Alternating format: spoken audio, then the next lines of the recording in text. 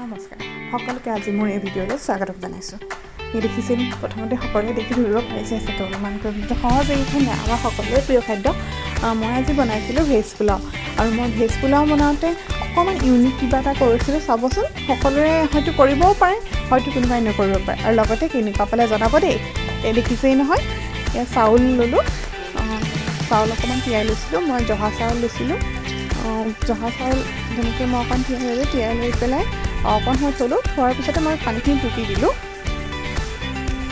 টুকি পেলাই এটা মই চচত পানীখিনি দি পেলাই গৰম কৰি লৈছিলোঁ।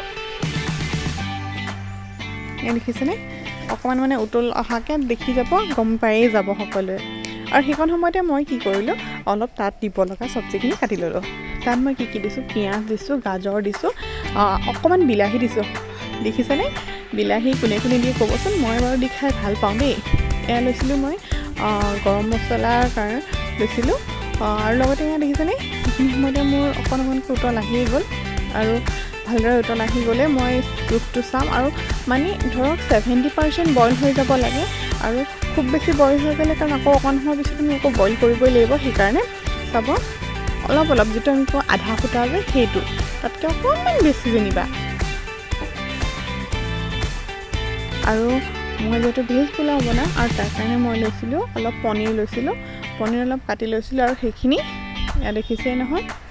আৰু আপোনালোকৰ মন গ'লে দিবও পাৰে, নিদিবও পাৰে, কাৰণ সকলোৱে ভাল নাপায় ন।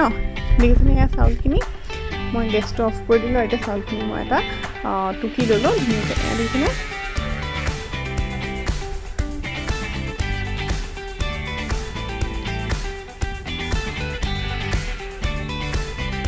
আৰু এটা মই এতিয়া কেৰাহী বহাই দিলোঁ গেছত। আৰু কেৰাহীটোত মই অকণমান ৰিফাইন দিছোঁ, বৰ বেছিও নিদিওঁ, জোখৰ পৰিমাণে। আৰু যদি আপোনালোকে মন যায় ঘিউ দিব পাৰে। মই ঘিউ দিলে বৰ বেছি অভাৰ হৈ যায় কাৰণে স্মেলটো মই নিদিওঁ, খুব কমকৈ দিওঁ।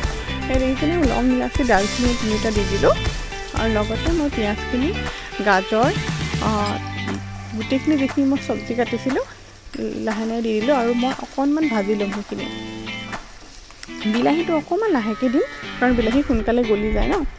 আৰু লগতে মই ইয়াত ড্ৰাই ফ্ৰুটছ অলপ লৈছিলোঁ। ড্ৰাই ফ্ৰুটছ বুলি কওঁতে কি লৈছোঁ, কাজু আৰু খিচমিচ।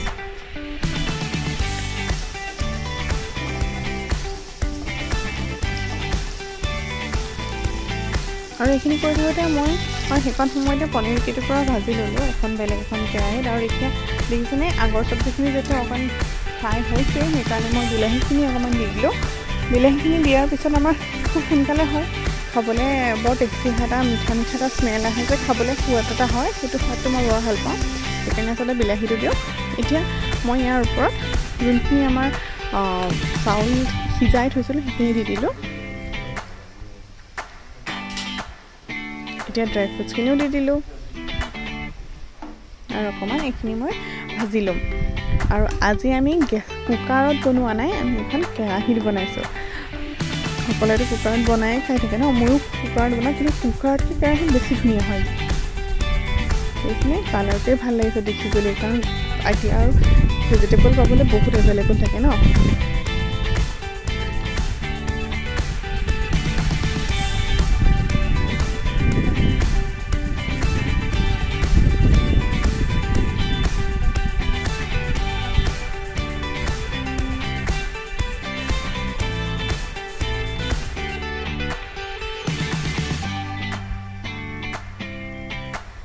এয়া হৈয়ে গৈছে। আৰু এতিয়া আমি অকণমান পানী দি পেলাই সিজাই দিলেই হ'ব।